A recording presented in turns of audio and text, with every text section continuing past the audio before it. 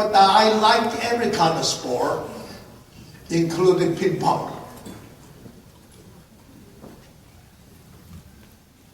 I became a youngest police captain in Taiwan. That time we solved a homicide. That's the first commendation I received. Then in 1965, I decided to come to this country. Because early days, we solved case pretty easy. Just run up the usual suspect until one confess. If nobody confess, we take them to the back room. 5 minutes later, 7 confessions come out. Everybody confess. Our clearance rate is 150%. Then I realized a lot of innocent people was forced into confession. That's why I decided to come to the United States to study. I'm really lucky to get to NYU Medical School and met the Nobel Prize molecular biologist. Later he became my professor, thesis advisor, and he got Nobel Prize. I got my PhD in molecular biology. But quickly I realized in the US everything costs money, even your own commencement. I don't have money to go to the commencement, so I graduated in my own living room. My daughter said, Daddy, need a witness. She put the giraffe next to me. That's how I graduated. Now everything's so easy. Just give 30-minute commencement speech to give you another doctorate degree. Recently I was down there talking about, I said, 3 types of people in the world. Some people make things happen. Some watch things happen, where others wonder what has happened. Is that true? And your organization, because so many people want to make things happen, that's why it's so successful. After I give my speech, I get more degree. I get a Doctor of Law, Doctor of Science, Doctor of Human Letters, and I don't even sing. They want to give me a Doctor of Music. Of course, recently I was talking to Williams Law School. They gave me a Doctor of Law. I was talking about they want me to share with the graduate the secret of success. I say, you have to create a life of purpose. Each of us come to this earth once. What do you want to do? Then you decide your decision. Then you have to passion about what you're doing. Love what you're doing. Like if I'm 80 years old, every morning 4 o'clock I get up, I start going to office to work.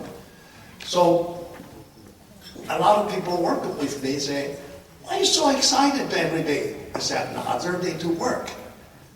When you get up, you want to go to school or go to work, do your best, love it.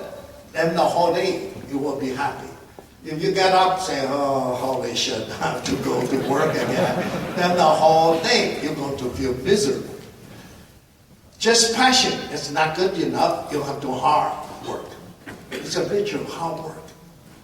And to have knowledge, whatever field you're in, you should have to have knowledge. After that, I have more doctorate degree. Recently, they asked me, talk about what we should teach ourselves.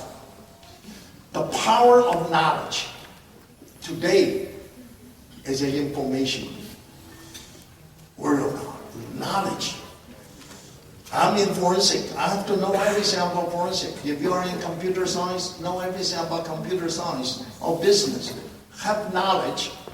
The importance of positive thinking, the value of health living, and the value of family, which I can see. I have a lot of friends here in Boston area. You all have this traditional Chinese good value with us. So keep that tradition, keep the culture. The advantage of self-reliance and the merit of self-discipline, the strength of teamwork. That's one thing Chinese would lack of it, is teamwork. But this organization shows us we can do things together, work together. More degree. I just tell you I love ping pong. So I was in Beijing. Who is the other 2 players? Anybody know? The Olympic gold medal this year. So I tried to play ping pong with them. They say, never see somebody play ping pong like this. He serve a ball, I try to hit it, the ball goes up there. 1975, I joined University of New Haven. That time only have 2 students. Everybody said, that's impossible. Even my professor tell me, you're a good molecular biologist. Why you go to some field called forensic science? Never heard of it. Berkeley offer you a job. Michigan offer, Penn State offer you a job. You don't want to go. University of New Haven, never heard of that university. 3 years later, he said, you made the right decision. In 3 years, I became a full tenure professor. If I go to Berkeley or to Harvard, probably 30 years later, I'm still a research assistant someplace. Of course, in 1976, governor asked me to join the state police. Because teamwork, in 1978, the whole laboratory, we developed new procedure, we introduced the major crime squad concept. Scientists and detectives go to crime scene together. We solved a lot of cases. In 1998, I retired first time, and governor wanted me to become the commissioner of state police. I said, no way, I don't want it. I said, former governor asked me, I tell him, no way. Last governor asked me, I said, walk on my dead body. I don't want to be a commissioner. The governor called my mother, and the only person I scared about this. My mom said, what do you mean you don't want to be a commissioner? I said, Mom, that's not the job. 37 meetings a day, you have to learn, hug the lady, kiss the baby. Hug the lady is okay, kiss the baby, sometimes difficult. And my mother said, whatever you do, it's not for yourself. You should make it possible. In this country, have a glass ceiling. We have to break the glass ceiling.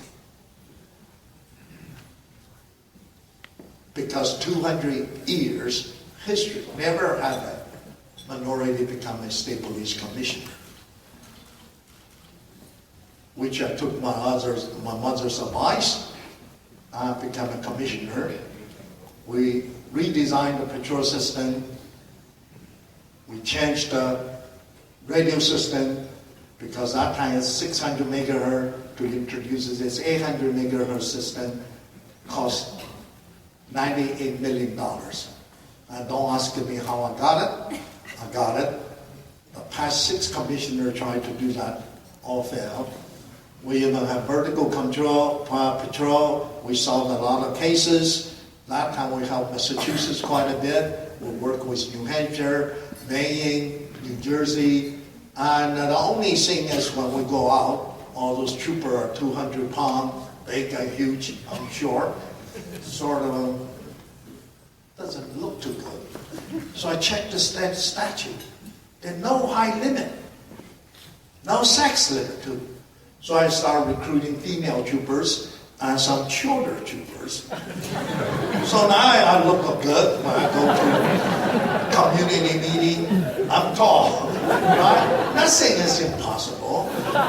So now all the short troopers all thank me for opening the door for them. And 2000, I decided to retire again. And the governor called my mother, so I have to stay as chief emeritus. Work on the case, which I really like. 2008, I finished all the lab building project.